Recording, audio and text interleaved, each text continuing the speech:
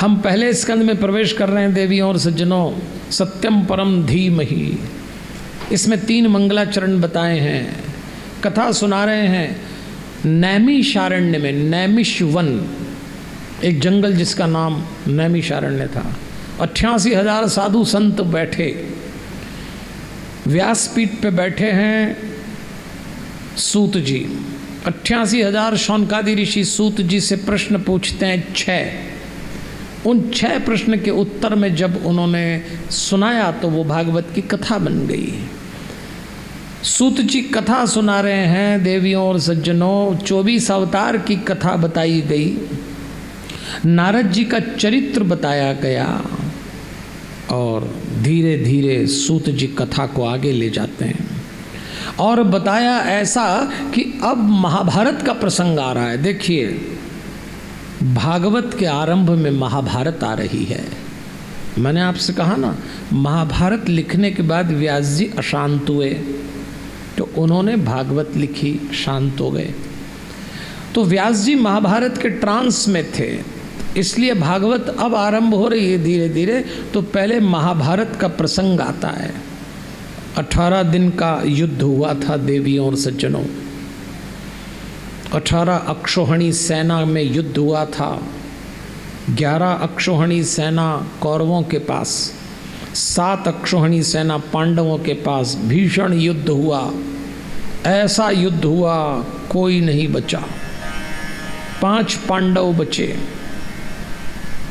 सब नष्ट हो गए। कौरवों की तरफ से केवल अश्वत्थामा, कृपाचार्य, कृतवर्मा ये बचे, सब ध्वस्त हो गया। दुर्योधन घायल होके एक कीचड़ के गड्ढे में जाके गिरा। उसका शरीर इतना घायल और लाचार था कि चील कौवे उसके शरीर को नोच रहे हैं और दुर्योधन में इतनी भी शक्ति नहीं कि उनको भगा सके। ये वही दुर्योधन था जब अपने राजमहल में चलता तो हीरे मोती जड़े कालीन उसके पैर के नीचे बिछते थे। वो दुर्योधन अपने अंतिम समय में कीचड़ में पड़ा है। जीवन का समापन किसका क्या हो कह नहीं सकते। दुर्योधन का मित्र था अश्वत्थामा, जो वो कौरव पांडव के गुरु द्रोणाचार्य का बेटा था।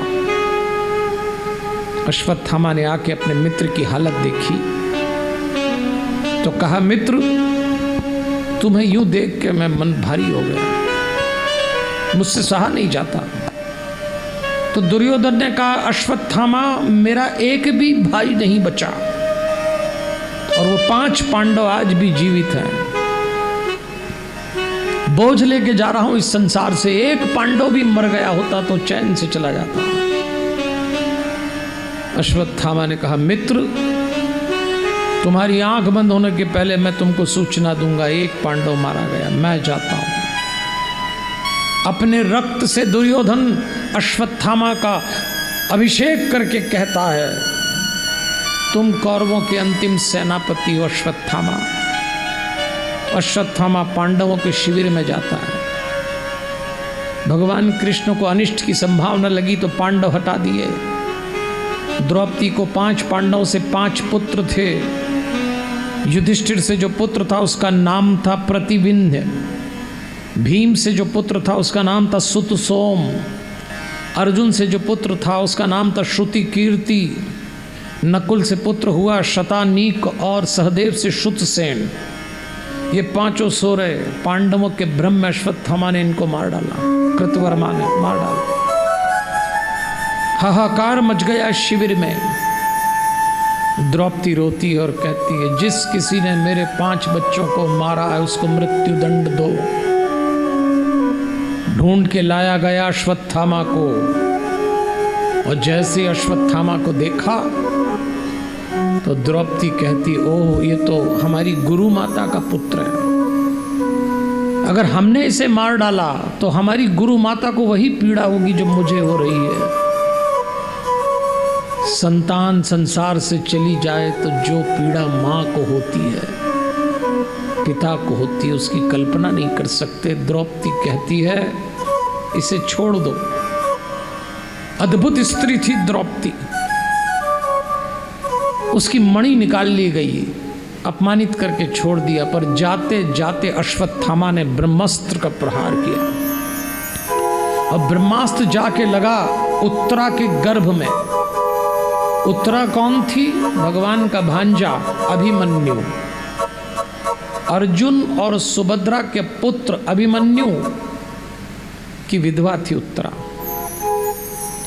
गर्भवती थी। अभिमन्यु युद्ध में मारा गया। जैसे ही ब्रह्मास्त्र चला, दौड़ती उत्तरा आई, मेरी रक्षा करिए, मेरी रक्षा करिए, मेरी रक्षा करिए।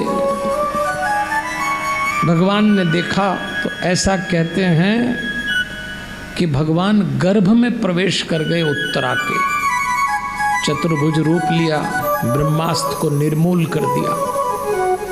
उस गर्भ में जो शिशु था उसने देखा कोई मेरी रक्षा करता है, और जब उसका जन्म हुआ तो वो सबका परीक्षण करने लगा कि कौन था जो गर्भ में मेरी रक्षा करता था। सबका परीक्षण कर रहा है, इसलिए उसका एक नाम परीक्षित पड़ गया। ये वही परीक्षित है जिसको 7 दिन सुखदेव जी कथा सुना रहे हैं, हमारी कथा का प्रमुख श्रोता है। उत्तरा दौड़ते हुए आई, भगवान ने उसकी रक्षा कर ली। भगवान अपने भक्त की रक्षा करने के लिए उर में भी, उर यानी हृदय और उदर यानी पेट, दोनों में चला जाता है। जब वो अपने भक्त की रक्षा करता है तो सीमाएं नहीं बांधता,